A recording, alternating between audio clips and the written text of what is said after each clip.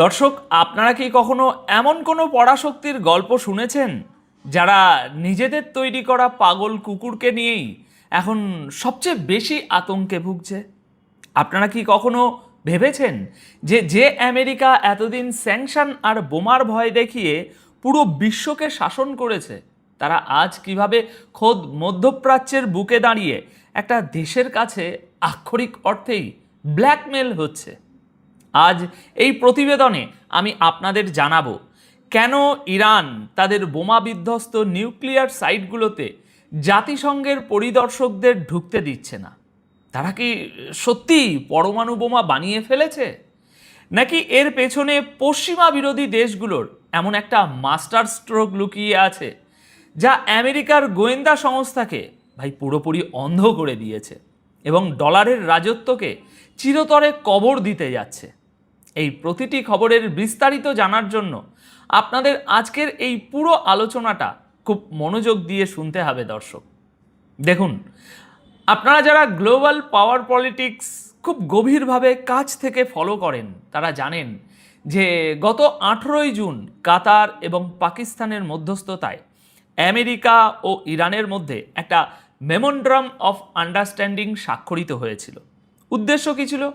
উদ্দেশ্য ছিল গত ফেব্রুয়ারি থেকে চলা ভয়াবহ যুদ্ধ থামানো, হরমুজ প্রণালী খুলে দেওয়া এবং ইরানের উপর থেকে নিষেধাজ্ঞা তুলে নেওয়া।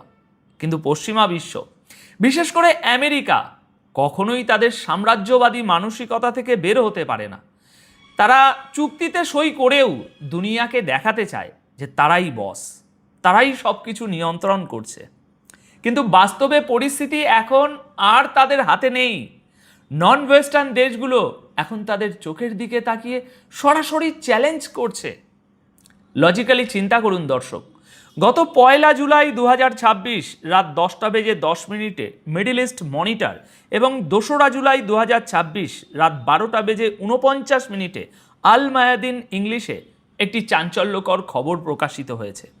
খবরের মূল বিষয় হলো ইরানের পার্লামেন্টের স্পিকার এবং শীর্ষ আলোচক মোহাম্মদ বাগের গালিবাফ সরাসরি ঘোষণা দিয়েছেন যে আমেরিকা ইরানের যেসব নিউক্লিয়ার সাইটে বোমা হামলা চালিয়েছিল সেখানে আন্তর্জাতিক পরমাণু শক্তি সংস্থা বা আইইএ এদের কোনো পরিদর্শককে ঢুকতে দেওয়া হবে না। গালিবাফ ইরানের রাষ্ট্রীয় টেলিভিশনে পরিষ্কার বলেছেন, শত্রুরা ক্ষমতার ভাষা ছাড়া আর কিছুই বোঝে না। তিনি জানিয়েছেন যে ইরানের পার্লামেন্ট এবং সুপ্রিম ন্যাশনাল সিকিউরিটি কাউন্সিল একটা আইন পাশ করেছে, আর এই আইনের অধীনে বোমা বিধ্বস্ত সাইটগুলোতে, যেমন আপনার ফার্দো, নাতাঞ্জ এবং ইস্পাহানে কোনো ধরনের পরিদর্শনের অনুমতি দেওয়া হবে না। বর্তমানে আইএইএর পরিদর্শকরা শুধুমাত্র বুশের পাওয়ার প্লান্ট এবং তেহরান রিসার্চ রিঅ্যাক্টরে যাওয়ার অনুমতি পাবে। সুতরাং এখানে একটা জিনিস খুব মনোযোগ দিয়ে বুঝতে হবে কিন্তু দর্শক, গতকাল 2 জুলাই 2026 সকাল 6:27 দ্য টাইমস অফ ইসরায়েলের একটা রিপোর্টে বলা হয়েছে যে আইএইএর প্রধান রাফেল গ্রেসি জাপানে বসে বড় গলায় দাবি করেছিলেন যে একটা চুক্তি হয়েছে এবং আইএইএ সেখানে গিয়ে পরিদর্শন করবে। কিন্তু ইরানের গালিবাফ সরাসরি রাফেল গ্রেসির এই দাবিকে মিথ্যে বলে উড়িয়ে দিয়েছেন। দর্শক, আপনারা কি বুঝতে পারছেন এটা কত বড় একটা চর? যে আমেরিকা কিছুদিন আগেও বলতো যে তারা ইরানের প্রতিটি ইঞ্চি মাটিতে নজরদারি করবে, সেই আমেরিকাকে আজ ইরান বলছে আমাদের সুপ্রিম ন্যাশনাল সিকিউরিটি কাউন্সিল যতটুকু চাইবে তোমরা ঠিক ততটুকুই দেখতে পাবে, এক চুলো বেশি নয়। যে দেশটা মাত্র কয়েক মাস আগে আমেরিকার বাংকার বাস্টিং বোমার শিকার হয়েছে, সেই দেশ আজ আমেরিকার চোখের দিকে তাকিয়ে বলছে যে আমরা তোমাদের শর্ত মানি না। এটা হচ্ছে আজকের বিশ্বের একটা নতুন বাস্তবতা, যেখানে পশ্চিমাদের একাধিপত্য মাটিতে মিশে গিয়েছে।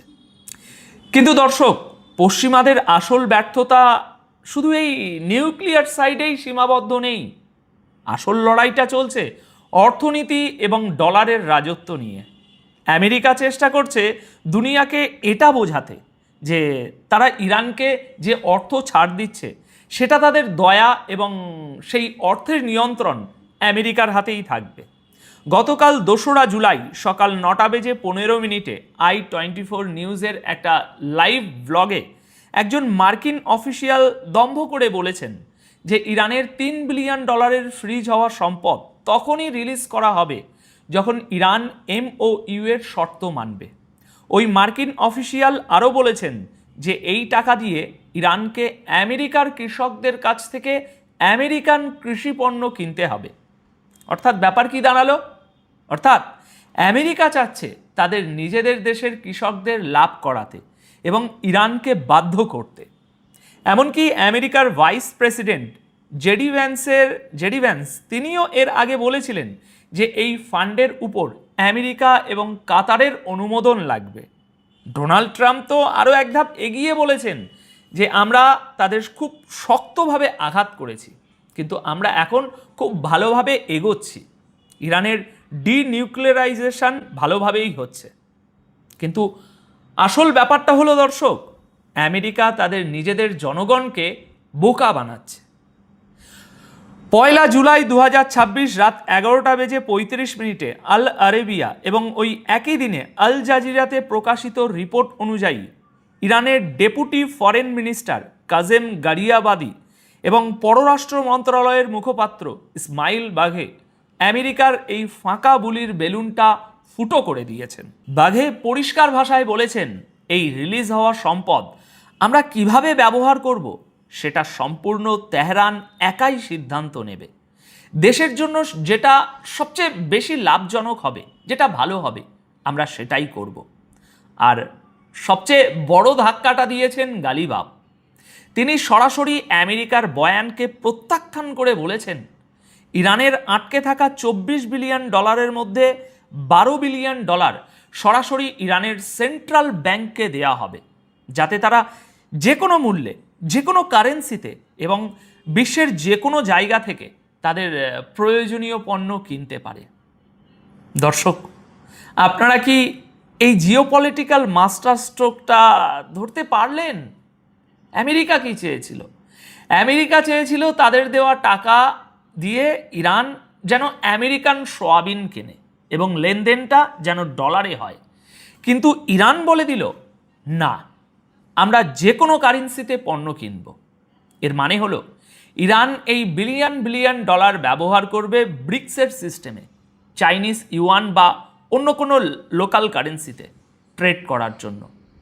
আমেরিকার স্যাংশনের ভয় দেখিয়ে ডলারের যে মনোপলি বা একচেটিয়ার রাজত্ব ছিল, সেটা খোদ আমেরিকার চোখের সামনে দিয়েই আজ শেষ হয়ে যাচ্ছে। ইরান আমেরিকার পয়সায় আমেরিকারই পেট্রোডলার সিস্টেমকে ধ্বংস করার মেকানিজম তৈরি করে ফেলেছে। আর ডোনাল্ড ট্রাম্প এয়ারফোর্স ওয়ানে বসে হাসি মুখে বলছেন যে সব কিছু নাকি ঠিকঠাক চলছে। এবার আসুন দেখি মধ্যপ্রাচ্যের আসল পাগল কুকুর বা আমেরিকার সবচেয়ে আদরের মিত্র ইসরায়েল এখন কি করছে। দেখুন, আমি আগেই বলেছিলাম আমেরিকা এখন তাদের নিজেদের মিত্রকে নিয়েই সবচেয়ে বেশি আতঙ্কে আছে। গতকাল 2রা জুলাই 2026 সকাল 9:15 i24 নিউজের ওই একই রিপোর্টে নিউ ইয়র্ক টাইমসের বরাত দিয়ে একটা ভয়ঙ্কর তথ্য ফাঁস করা হয়েছে। রিপোর্টে কি বলা হয়েছে?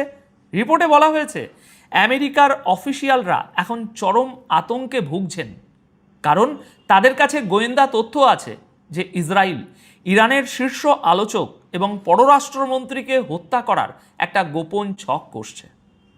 কিন্তু কেন ইসরায়েল এই কাজ করতে চাইছে? লজিক্যালি চিন্তা করুন। ইসরায়েল খুব ভালো করেই জানে যে আমেরিকা এবং ইরানের মধ্যে এই চুক্তি যদি সফল হয়, তাহলে মধ্যপ্রাচ্যে ইসরায়েলের যে স্ট্র্যাটেজিক ভ্যালু সেটা জিরো হয়ে যাবে। ইসরায়েল এতদিন আমেরিকার ঘাড়ে বন্দুক রেখে মধ্যপ্রাচ্যে দাদাগিরি করেছে, কিন্তু এখন আমেরিকা নিজেই যখন পিছু হটছে, তখন ইসরায়েল চাইছে যে কোনো মূল্যে এই আলোচনা ভেস্তে দিতে। যদি তারা ইরানের শীর্ষ আলোচককে হত্যা করতে পারে, তাহলে ইরান বাধ্য হয়ে পাল্টা আঘাত করবে, আর তখন আমেরিকাকে বাধ্য হয়ে আবার ইসরায়েলের পক্ষে এই মহাযুদ্ধে নামতে হবে। দর্শক, ভেবে দেখুন পরিস্থিতিটা কতটা হাস্যকর এবং একই সাথে কতটা ভয়ঙ্কর।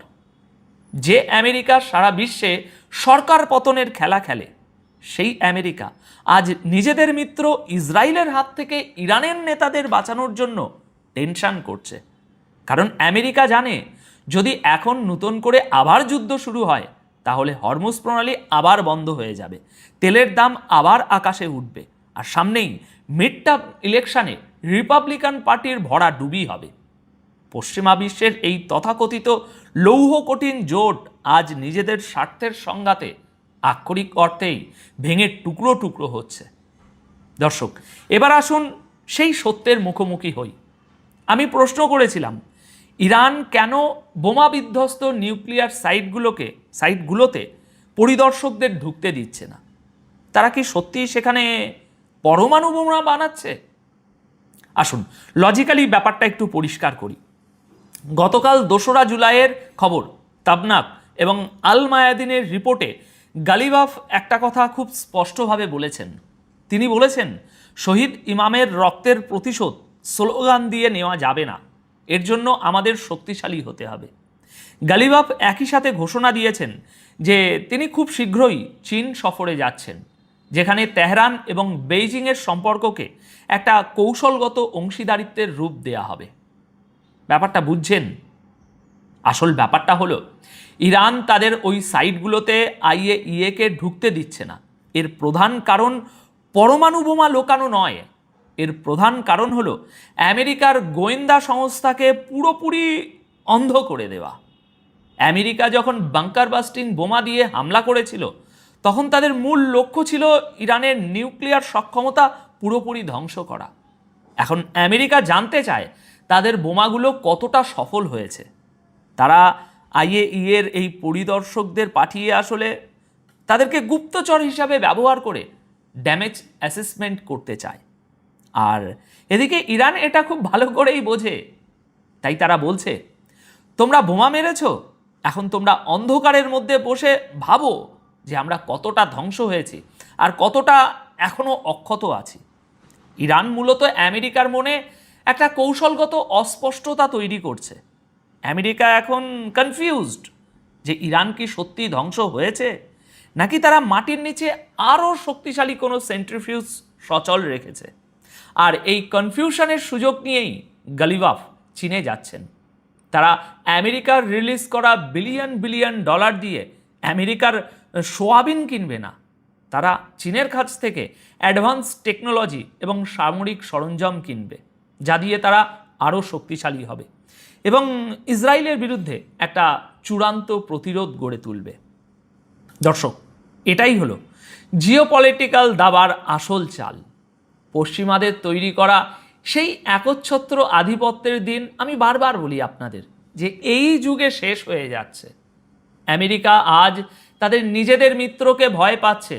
তাদের স্যাংশনের ডলার আজ ব্রিক্সের ইকোনমিতে গিয়ে ঢুকছে, আর তাদের গোয়েন্দা সংস্থাগুলো ইরানের মাটিতে পুরোপুরি অন্ধ হয়ে বসে আছে।